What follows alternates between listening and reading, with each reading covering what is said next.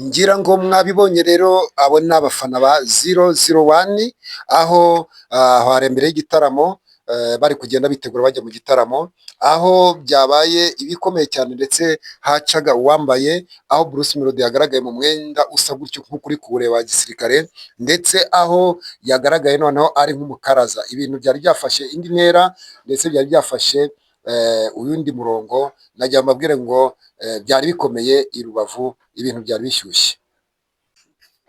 Reka twongere tubifuze kugubwa neza mwese mukurikirana Possible TV 12, aho tubagenda tubagezaho amakuru atandukanye ndetse n'ibiganiro bigiye bitandukanye, amakuru ari update. Rero tukaba tugarutse, nge ni M Justin, aho ngiye kubagezaho aya makuru. Rero tubaha ikaze, utarakora subscribe uyikore, like, share, comment kugira ngo dukomeze tubagezeho amakuru n'ibiganiro bigiye bitandukanye.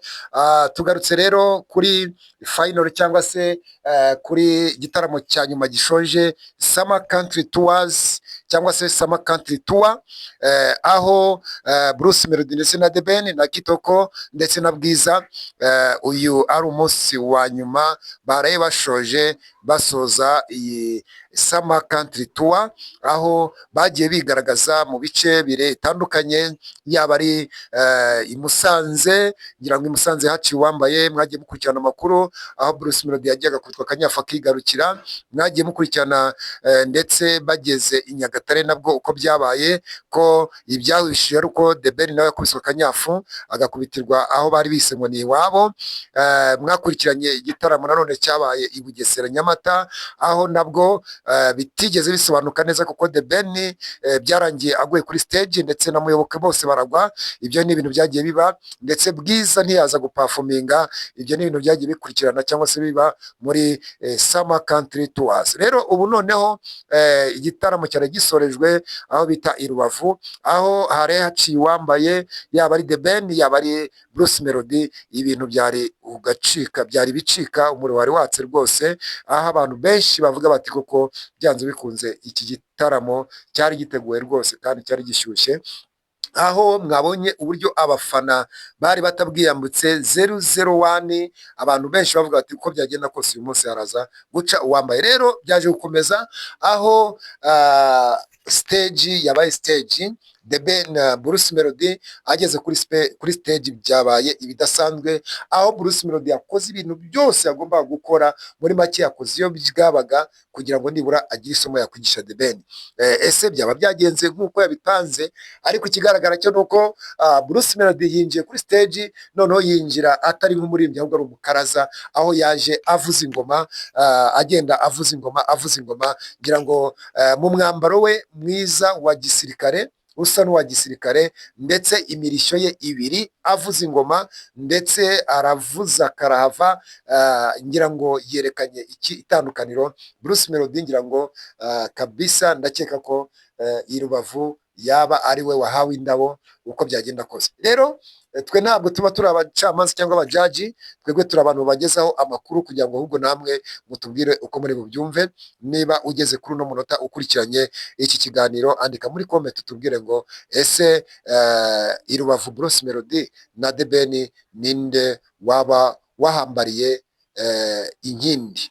Ese ninde wabahambariye inkindi, ni The Ben cyangwa se ni Bruce Melody? Rero Bruce Melody yakoze ibishoboka byose, araperforminga, yakoze iyo bwabaga kugira ngo nibura arebe ko ibi bitaramo byasozwa nibura ari we ujyanye ikamba cyangwa se uhawe ikamba. Rero mbwira abantu turi kumwe ngo ngira ngo murabibona ukuntu ya performance, reba neza uburyo yaje yinjira kuri stage, uburyo yafashe umurishyo akavuza ingoma mu mwambaro usa n'uwa gisirikare yambaye. Reba rwose urabona ko byari bishyushye, byari biryoshye, ndetse urabona ko hari amateka asa nkaho yahindutse mu muziki w'Abanyarwanda. Bigaragara ko ibyo abantu batakeka ko byaba byamaze kuba, byamaze gusobanuka, byamaze kumenyekana ko mu Rwanda hari abahanzi kandi babifitiye ubushobozi, ndetse hari abahanzi babasha kunezeza abanyarwanda, ndetse murabona ko ibi bitaramo byatwaye amafaranga menshi n'ubushobozi bugiye butandukanye, yaba abari bashinzwe kubitegura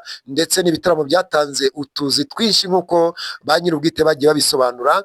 Rero twagiye tubona ibintu byinshi cyane, twagiye tubona ibitangaza bikomeye aba bantu bagiye bakorera muri ibi bitaramo, ndetse twagiye tubona uburyo aba bantu babaye abantu badasanzwe. Bivuze ngo rero ibi bitaramo ndakeka ko bizakomeza kugenda bikurikirwa n'ibindi, bitewe n'uko nyine uko byagenda kose buri kintu cyose abantu babasha kuboneramo isomo, maze kandi bakabasha kwigiramo isomo. Rero ngira ngo The Ben na Bruce Melody baba bigishije isomo abandi bahanzi ko nabo bakwiriye kugira ibyo bakora, cyangwa se ko bakwiriye gukora kugira ngo bagire urwego bazamukamo. Rero ngira ngo muragenda mureba stage yari umuriro, aho abantu bagezeho bazimya amatara, bacana amatara ya telefone, ikirori gikomeza kugenda kiba ari ikirori.